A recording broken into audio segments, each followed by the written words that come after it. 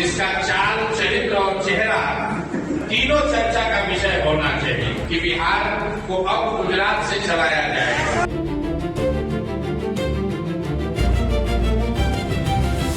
सम्राट चौधरी ने बिहार के नए मुख्यमंत्री के तौर पर कमान संभाल ली है। नीतीश कुमार के 2 दशकों के शासन का अंत हो चुका है, लेकिन क्या ये सम्राट युग की शुरुआत है या बिहार को दिल्ली से चलाने की नई परंपरा शुरू होने जा रही है?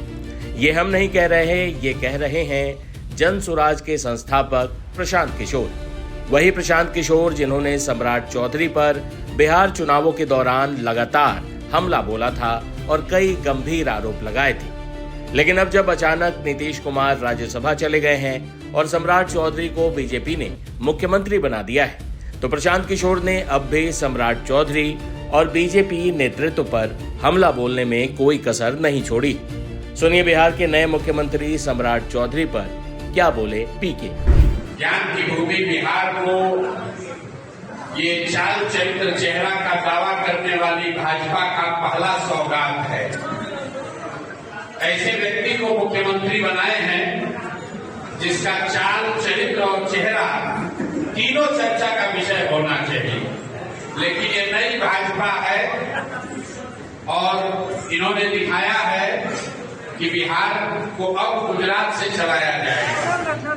मैंने पहले भी कहा था, मुख्यमंत्री कोई भी बने, अब बिहार को गुजरात से चलाया जाएगा, गुजरात के हितों को ध्यान में रखकर चलाया जाएगा। और इसका मतलब है कि बिहार से पलायन बंद नहीं होगा। पलायन बंद इसलिए नहीं होगा कि अगर बिहार से 10-12 हजार रुपए में काम करने के लिए नौजवान लाखों की संख्या में नहीं उपलब्ध होंगे, तो 30 लाख से ज्यादा लोग गुजरात में मजदूरी करने के लिए मिलेगा कहां से? तो जो आज यहाँ मुख्यमंत्री बने हैं, व्यक्ति की बात नहीं है, उनकी चाबी, उनका रिमोट कंट्रोल अमित शाह के पास होगा, जिनकी प्राथमिकता ये है कि गुजरात में 10-12 हजार रुपए में काम करने के लिए लाखों बिहार के लड़के ट्रेन में, बस में जानवरों की तरह बैठकर जाते रहें।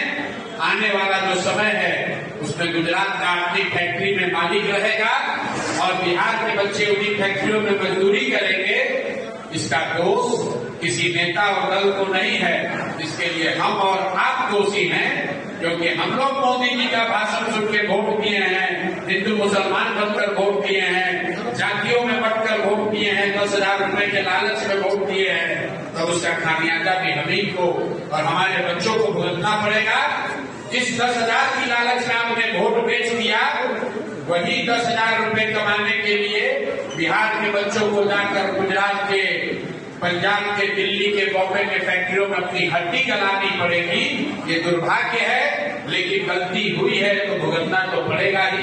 यही बात आपको आज बताने आए हैं। सर, चुनाव के कार्यक्रम में शामिल हुए हैं। मैं आपका अररिया जन स्वराज की ओर से, यहाँ कार्यकर्ता साथियों की ओर से और मैं अपने व्यक्तिगत तौर पर आप सबका धन्यवाद कर रहा हूँ। जैसा कि आपने देखा, ये चुनाव के बाद अररिया जिला संगठन के महत्वपूर्ण साथियों के साथ पहली चर्चा है।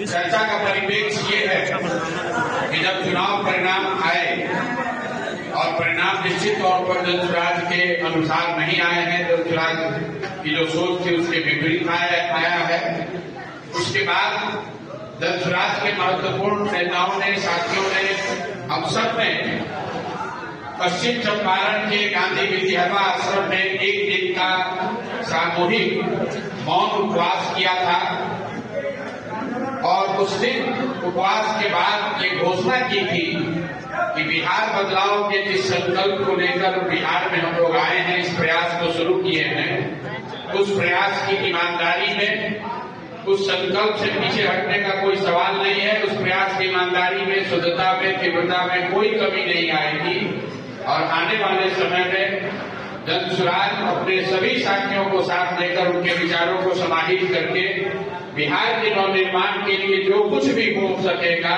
जो कुछ भी बन पड़ेगा, वो हम लोग आने वाले समय में करेंगे।